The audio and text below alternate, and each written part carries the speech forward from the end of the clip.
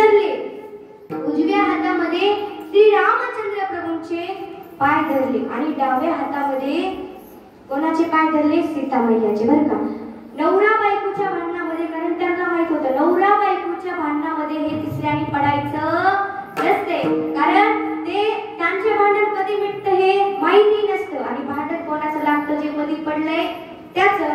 मग महाराज एका ठिकाणी एक माणूस होता, तो मला सांगू लागला, माझी बायको लईच गरज येते होताई. मी म्हटलं काय करावं, आमची आई गेले पप्पाला सांग देते. म्हणलं तुम्ही ते विचारूच नका. म्हणलं मग ते भैया म्हणले, अहो तुम्हाला काय सांगू, मी नेमकंच कथा ऐकून घरी गेलो होतो. मग ते बी हुशार होतं आणि मग कथा ऐकून घरी गेलो होतो. बायको म्हणली मला इथं राहायचं नाही. म्हणल्यावर नवरा म्हणला चल तुझी बॅग भर. नवऱ्याने बॅग भरली महाराज आणि मग नवरा म्हणला जातेच का येऊ सोडायला. मग ती म्हणली चला. बस स्टँड पर्यंत नेलं महाराज. घंटाभर दोघांचे काही भांडणं मिटना. ती म्हणाली आता मी येणारच नाही. ते म्हणला तिकडेच राहील. दोघांचे घंटाभर भांडणं चालू झाले. दोघही एकमेकांना ऐकना. तोपर्यंत बस येऊन जाईल. मग महाराज एक बस आली. नवरा म्हणला तुला इथं भांडणच करत बसायचे का? बस आली, तुझ्यासाठी जागा पकडतो. मग महाराज हे नवरा गेला, रुमाल टाकला आणि बायकोला सांगितले बघ दुसऱ्या नंबरच्या शिटावरती तुला जागा पकडली. तुला काय केली?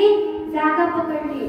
मग बायकोला वाटलं बाई तिचा म्हणजे तिनं जशी गाडी चढली तसा तिचा विचार बदलला.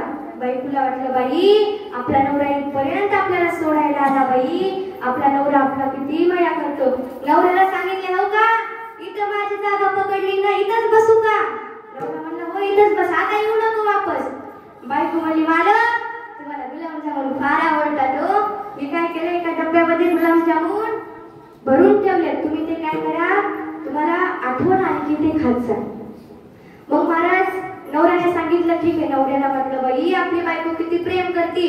बायकोला सांगितलं मालक सगळे एकदाच खाऊ नका, कारण मी चालले बाहेरला आणि मग दवाखान्यात नेला कुणीच नाही इथं.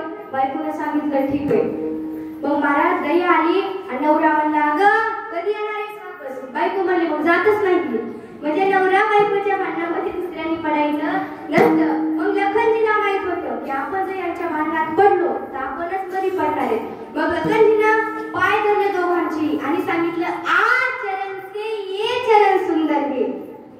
भैया भाभी सुनो, आ चरण से ये चरण सुंदर है, ये चरण अच्छे है. त्यावेळेस श्री रामचंद्र प्रभूंना वाटलं माझ्याकडून उत्तर आलं आणि सीता मैयाला वाटलं माझ्याकडून उत्तर आलं. जसं तुम्हाला कळालं नाही तसं त्यांनाही कळालं नव्हतं. विठाला